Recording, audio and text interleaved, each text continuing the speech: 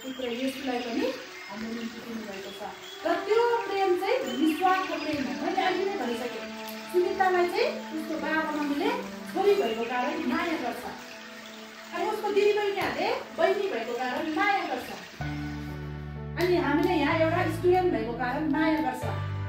हरेक प्रेममा चाहिँ स्वार्थ छ, हरेक प्रेममा चाहिँ केही न केही स्वार्थ छ।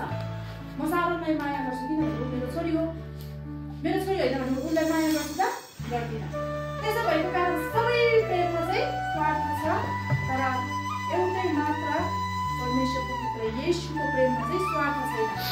हामीलाई किन माया गर्नु पर्थ्यो? हामीले हेर्दाखेरि घिनलाग्दो मानिसहरू हो, पापमा जन्मेको मानिसहरू, पापमा फसेको हुर्केको मानिसहरू, हामीलाई झन् माया गर्न लायक पनि थिएन।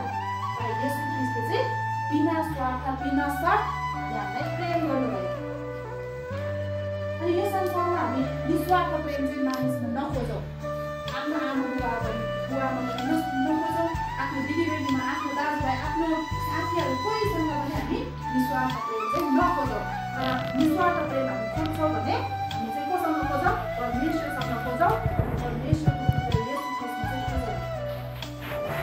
हामीले परमेश्वरले हामीलाई माया गर्ने लायकको मानिसहरू होइनौँ। हामीले अनाज्ञाकारितामा अनाज्ञाकारी गरेर पापमा जन्मेका मानिसहरू हौँ। यदि संसारको दृष्टिकोणमा हेर्छौँ भने हामी त मारिन लागेको मानिसहरू हौँ। तर परमेश्वरले चाहिँ हामीलाई प्रेम गर्नुभएको छ, मानिसले होइन, हामीलाई चाहिँ परमेश्वरले प्रेम गर्नुभएको छ। त्यसकारण चाहिँ हामीले परमेश्वरको प्रेमलाई जीवनको कुनै पनि मोडमा बिर्सिनु हुँदैन। मानिस सबैजनाले चाहिँ तिनीहरूले चोट पुर्याए तापनि के चाहिँ सम्झिनु पर्यो भने मेरो प्रभु चाहिँ मसँग हुनुहुन्छ, त्यो कुरा चाहिँ सम्झिनु पर्यो। मेरो परमेश्वरले चाहिँ मलाई माया गर्नुहुन्छ, त्यो सम्झिनु पर्यो।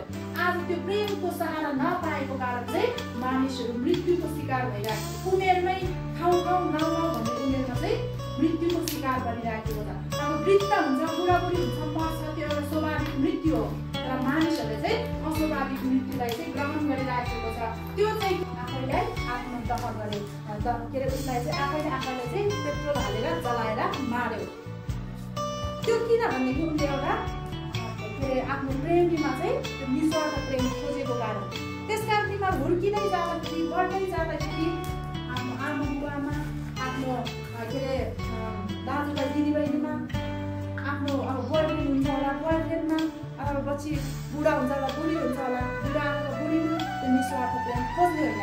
तर हामीले त्यो निस्वार्थ प्रेम चाहिँ कहाँ खोज्नु पर्यो? परमेश्वरमा खोज्नु पर्यो, येशूमा खोज्नु पर्यो। निस्वार्थ प्रेम गर्न सक्ने चाहिँ केवल उहाँ मात्रै हुनुहुन्छ।